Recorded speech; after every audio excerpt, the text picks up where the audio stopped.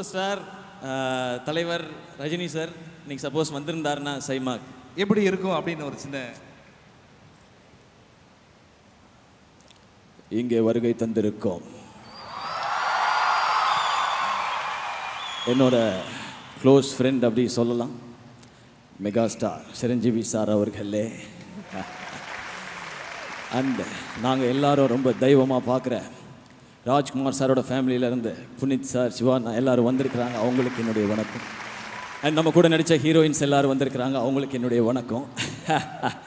அதெல்லாம் தாண்டி தமிழ் சினிமா எங்கே இருந்தாலும் அதை தேடி பிடிச்சி பார்த்து தமிழ் ஆர்டிஸ்ட்டை சந்தோஷமாக வச்சுக்கிற என்ன வாழ வைக்கும் தெய்வங்களாகிய ரசிக பெருமக்களை உங்களுக்கு என்னுடைய வணக்கம்.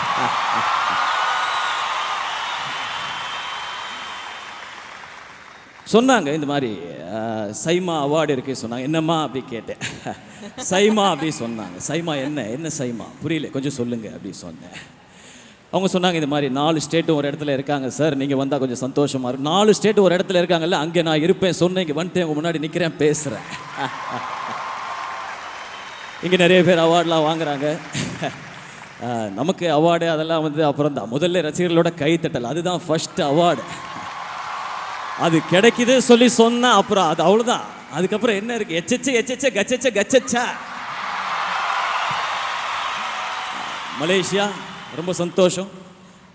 நாம் அடுத்த படம் பண்ணிகிட்டு இருக்கோம், டிசம்பரில் வருது சொன்னாங்க. லிங்கா வந்துக்கிட்டே இருக்கு. உங்களை சும்மா வேற டைமென்ஷனில் சும்மா அதிர போதில்லை.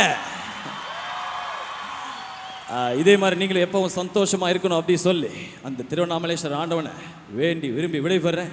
நன்றி, வணக்கம். தேங்க்யூ. கிளி மாஞ்சாரோ மலைக்கணி மாஞ்சாரோ கண்ணக்கூலி மாஞ்சாரோ யாரோ